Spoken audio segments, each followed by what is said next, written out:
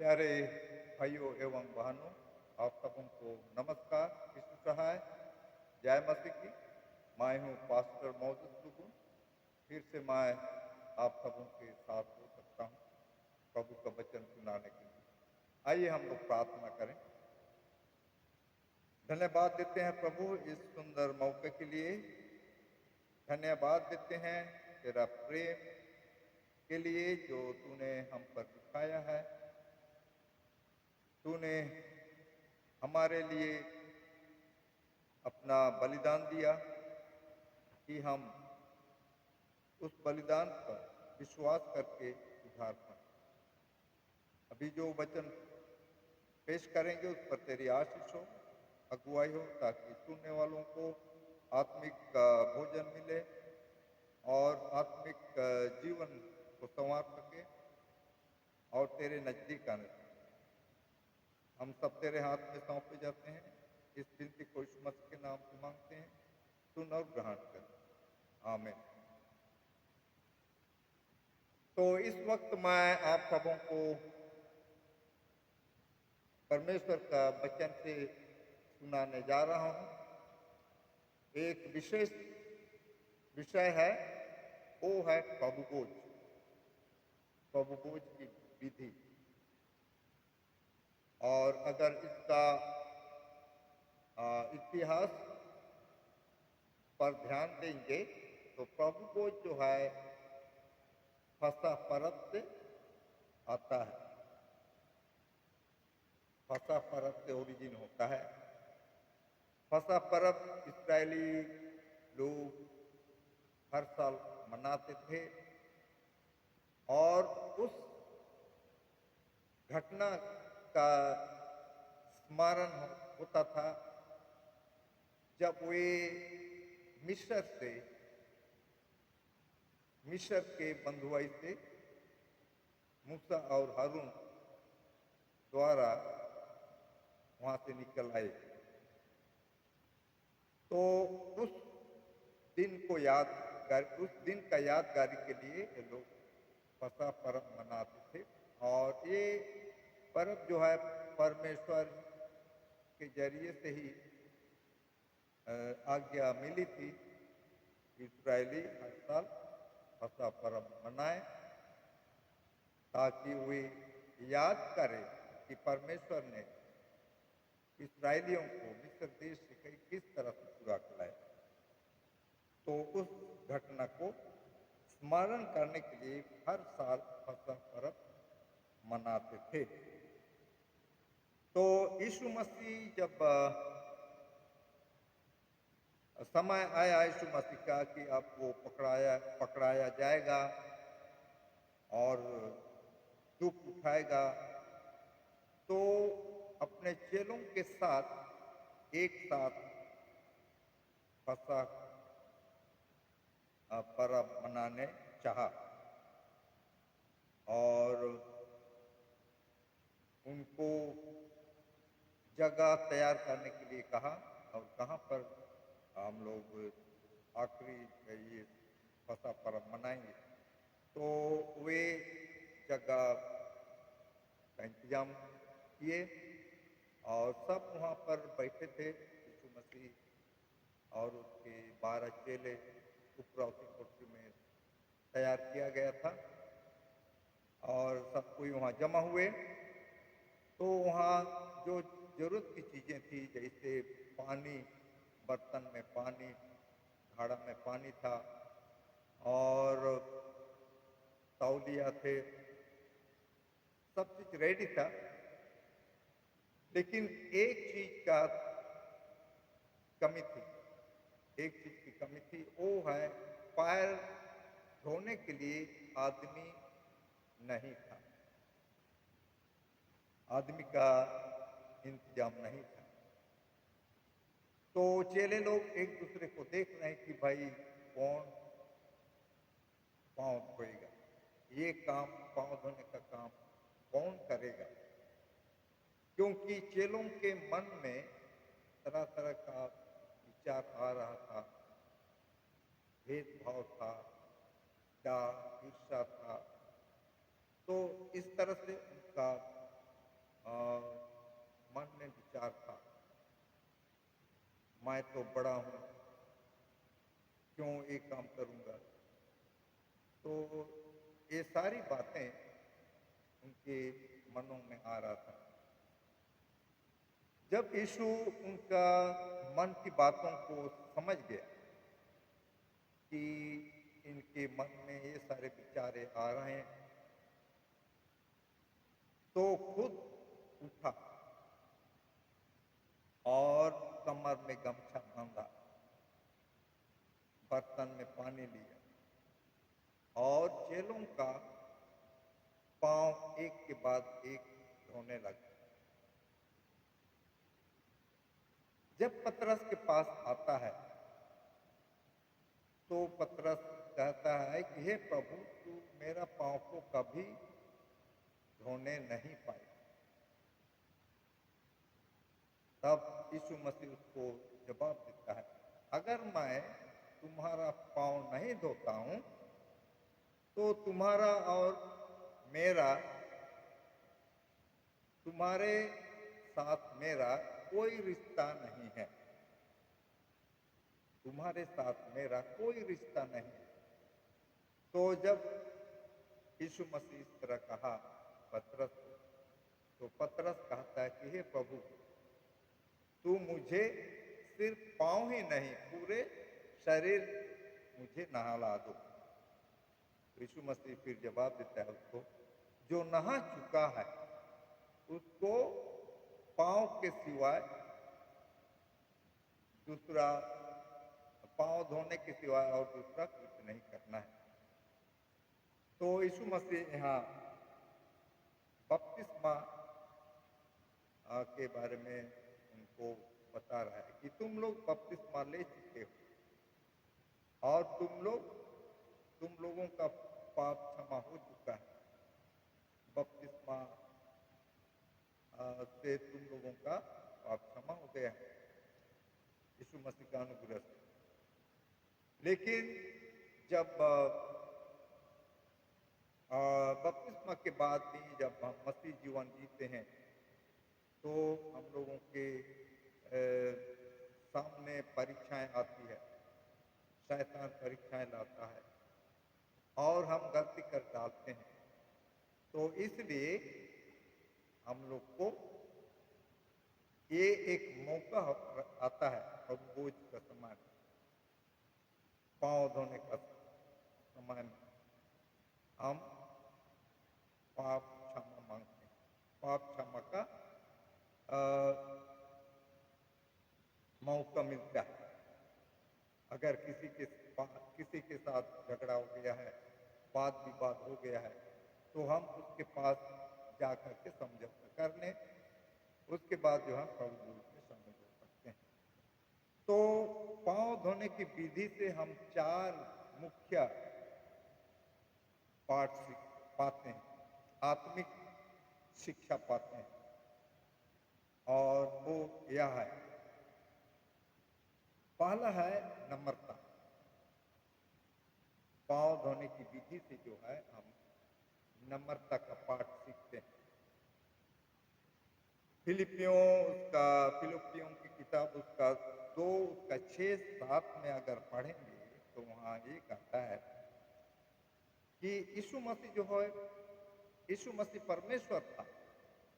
परमेश्वर होने के बावजूद अपने आप को क्या करता है, शून्य करता है और एक दास का रूप धारण करता है और दास बनता है, सेवक बनता है। मैं यहाँ पर पढ़ता हूँ फिलिपियों 2:7, जिसने परमेश्वर के स्वरूप में होकर भी परमेश्वर के तुल्य होने को अपने वश में रखने की बहुत वस्तु न समझा, अपने वश में रखने की वस्तु न समझा, वरन अपने आप को ऐसा शून्य कर दिया और दास का स्वरूप धारण किया और मनुष्य की समानता में हो गया। तो यहाँ कहता है कि दास बना। जब चेलों का पांव धोया तो ये बात वहां पूरा होता है,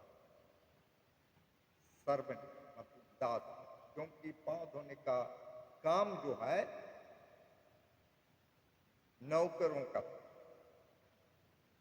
सर्वेंट का, और यीशु मसीह दास बना, सेवक बना। हमारे पापों के लिए यीशु मसीह छोटे से नीच काम करने के लिए तैयार था, हमारा उद्धार किया। तो जब चेलों का पांव को यीशु मसीह धोया तो चेलों का मन बिल्कुल बदल गया। जो बुरे विचारें थे उनके हृदय में सब गायब हो गए और वो लोग नम्र बन गए, और अब जो है वो लोग प्रभु भोज में शामिल होने के योग्य बन गए। तो पांव धोने की विधि से जो है हम लोग नम्रता का शिक्षा पाते हैं, जिस तरह से यीशु मसीह नम्र बन और चेलों का पांव धोया। मत्ती 20 उसका 28 पद में कहता है, जैसे कि मनुष्य का पुत्र वह इसलिए नहीं आया कि उसकी सेवा टहल की जाए, परंतु इसलिए आया कि आप सेवा टहल करें और बहुतों को छुड़ाने के लिए अपने प्राण दे। तो यीशु मसीह इस पृथ्वी में आया सेवा करने के लिए, लोगों की सेवा करने, पाप से दबे हुए लोगों की सेवा करने, शैतान के चंगुलों से बचाने के लिए यीशु मसीह आया। सेवा पाने के लिए नहीं परंतु सेवा करने आया। तो पहला बिंदु हम लोग देखें, पांव धोने की विधि से क्या शिक्षा पाते हैं, वो है नम्रता। और दूसरा बिंदु है, या तो दूसरा शिक्षा कहेंगे, वो है एक उच्च स्तरीय सफाई है। इंग्लिश में कहता है a type of higher cleansing, a type of higher cleansing, मतलब एक उच्च स्तर का सफाई। जब हम पांव धोते हैं तो पांव में जो डस्ट लग गया था, गर्दा, तो वो सब साफ होता है। सिर्फ इतना ही नहीं, लेकिन अंदरूनी सफाई करता है। जैसे यीशु मसीह चेलों का पांव धोया तो उनके हृदय में जो बुरी विचारें थे सब बाहर हो गए, साफ हो गए। तो इसलिए कहता है a type of higher cleansing, एक उच्च स्तरीय सफाई। यूहन्ना 13 उसका 10 में हम लोग पाते हैं, यीशु मसीह ने पतरस से कहा, जब पतरस के पांव धोने के लिए यीशु मसीह पहुंचा पतरस के पास, तो पतरस कहता है कि हे प्रभु, मुझे आप धो नहीं सकते।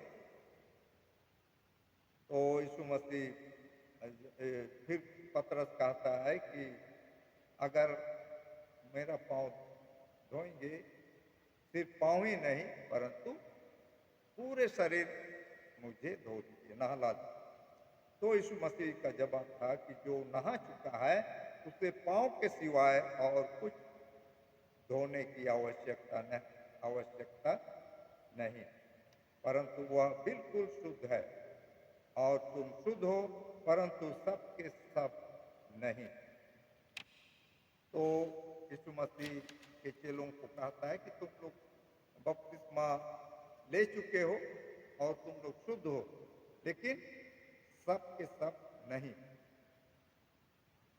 क्योंकि उसमें यीशु मसीह रिफर कर रहा था यहूदा इस्करियोत।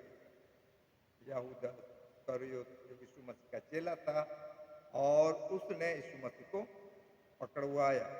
यीशु मसीह यहूदा इस्करियोत से भी बहुत प्यार करता था, इसलिए वो आखिरी दम तक मौका दिया, आखिरी दम तक, आखिरी समय तक मौका दिया कि वो पश्चाताप करे, जो काम करने के लिए निर्णय लिया है उससे वो वापस आए, उसको छोड़ दे, वो जो कदम उठाया है उसको छोड़ दे, पश्चाताप करे और प्रभु यीशु मसीह को ग्रहण करे। लेकिन यहूदा इस्करियोती वो कभी पश्चाताप नहीं किया और पूरी तरह से शैतान के चंगुल में फंस गया और वो यीशु मसीह जो उसका खुद का उद्धार करता था, गुरु था, उसको पकड़वाता है। तीसरा बिंदु हम देखेंगे, एक दूसरे को क्षमा करना। जब पांव एक दूसरे का धोते हैं तो एक दूसरे को क्षमा करते हैं। जैसे अगर आप किसी के साथ भेदभाव हुआ, झगड़ा हुआ या तो कुछ मिसअंडरस्टैंडिंग हुआ, तो यही समय है कि आप समझौता करें। जिसके साथ आपका झगड़ा हुआ है, मनमुटाव हुआ है, तो आप समझौता कर लें और अच्छा रहेगा कि पांव धोते हैं तो आप दोनों एक साथ एक दूसरे का पांव धोएं। तो ये बहुत अच्छी बात होगी कि आप दोनों एक दूसरे का पांव धोएं और ये दिखाता है कि आप एक दूसरे को क्षमा कर दिए। मत्ती 6:14-15 में कहता है, इसलिए यदि तुम मनुष्य के अपराध क्षमा करोगे तो तुम्हारा स्वर्गीय पिता भी तुम्हें क्षमा करेगा, और यदि तुम मनुष्यों के अपराध क्षमा ना करोगे तो तुम्हारा पिता भी तुम्हारे अपराध क्षमा ना करेगा। जी हाँ, बिल्कुल सही बात है। अगर आप अपना भाई बहन जो मनमुटाव हो गया है, कुछ गलत काम किया है आपके विरोध में और वो क्षमा मांगता है, अगर आप क्षमा नहीं करेंगे तो कहता है परमेश्वर भी आपका पाप क्षमा नहीं करेगा। इसलिए हम इससे पाठ सीखें कि हम एक दूसरे को क्षमा करें ताकि परमेश्वर भी हमारे पापों को क्षमा करे। चौथा बिंदु है यीशु मसीह और विश्वासियों के साथ संगत। ये पांव धोने की विधि में जो है हम यीशु मसीह के साथ संगत करते हैं और हमारे भाई बहनों के साथ संगति करते हैं।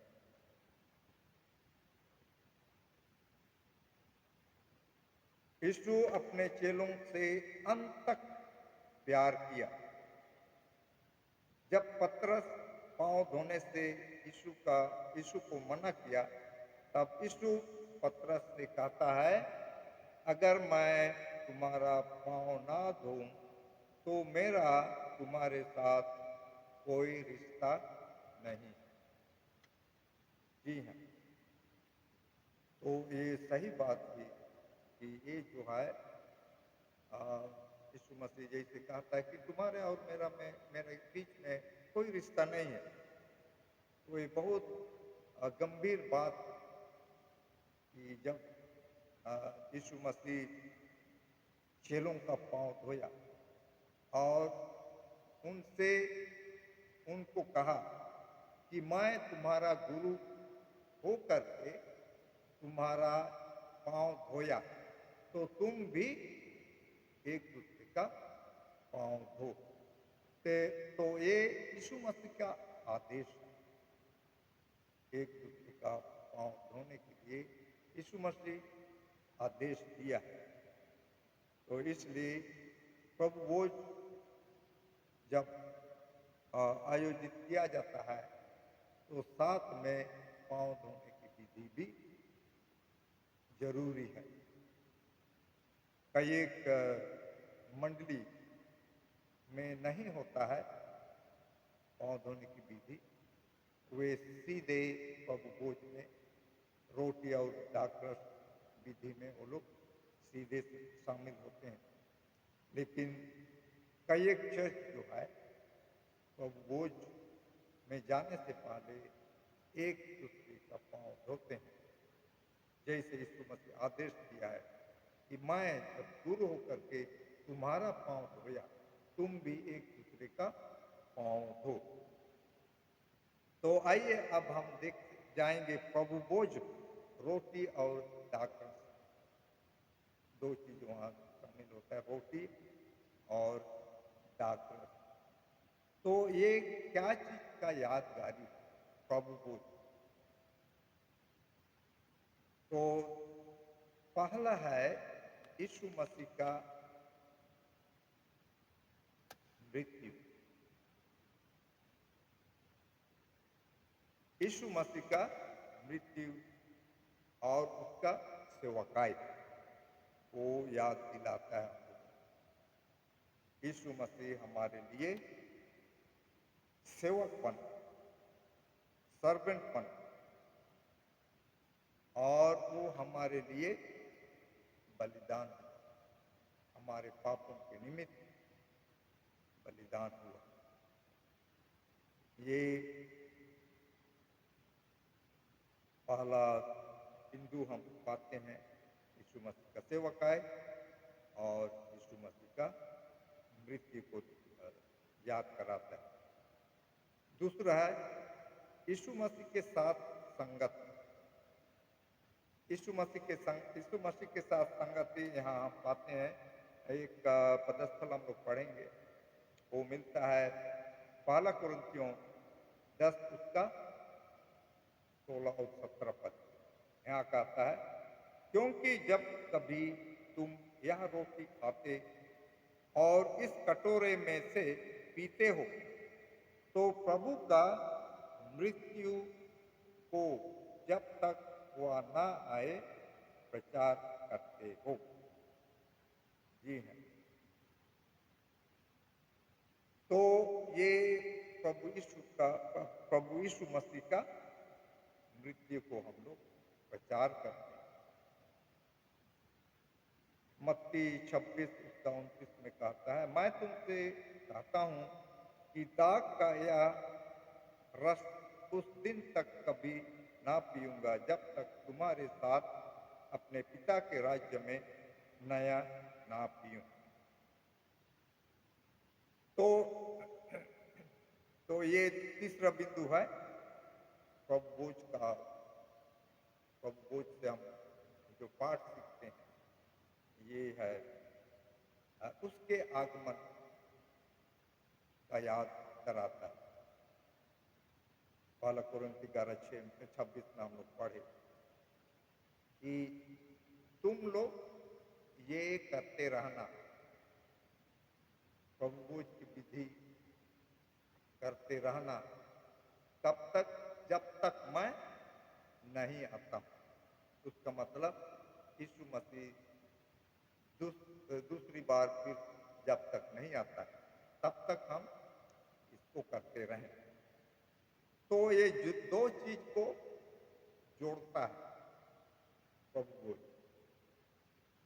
यीशु मसीह का मृत्यु को जो बीत गया है और जो भविष्य में होने वाला है यीशु मसीह का आगमन, ये दो चीज को कनेक्ट करता है, जोड़ता है प्रभु को।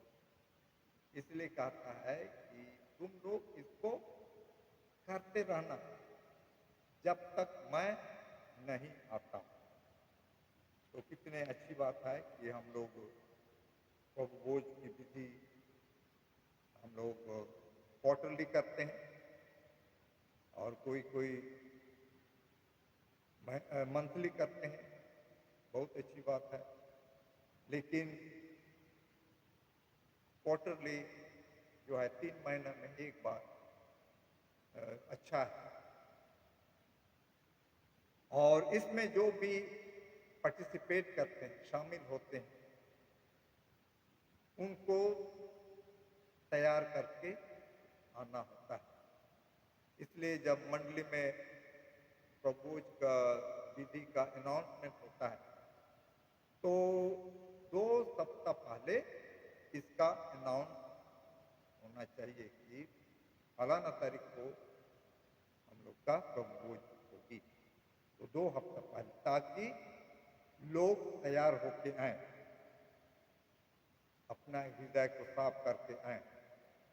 जिसके साथ वाद विवाद हुआ है, झगड़ा हुआ है, तो वो समझौता करके आए और इसमें पांव धोने की विधि में शामिल हों और प्रभु भोज की विधि में भी शामिल हों।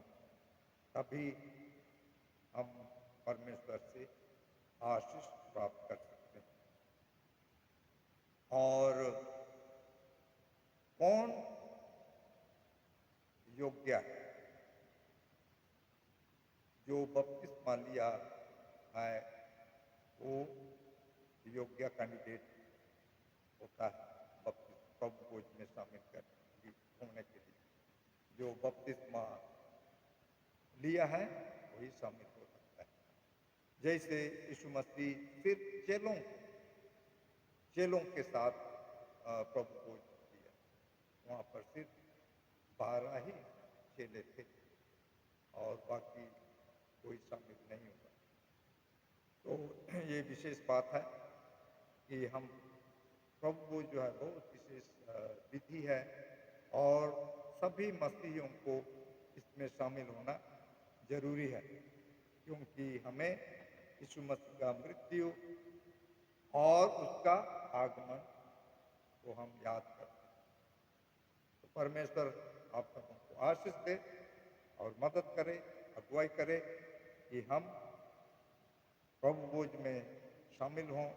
जब प्रभु भोज आयोजित किया जाता है तो सभी अपने हृदय को तैयार करके आए और इस पवित्र विधि में शामिल हों। परमेश्वर आप सबों को आशीष दे। आइए हम प्रार्थना। धन्यवाद देते हैं प्रभु तेरे सब आशीषों के लिए, धन्यवाद देते हैं तूने हमारे लिए अपना कुर्बानी दिया और हमारे लिए दुख सहा हमारे पापों के निमित्त, और तू फिर से आएगा अपने लोगों को ले जाने के लिए। तू हमें तैयार कर ताकि जब तू आएगा तो हम तैयार पाए जाने सके और तेरे साथ स्वर्ग जाने। इस विनती को यीशु मसीह के नाम से मांगते हैं, सुन और ग्रहण कर। आमीन।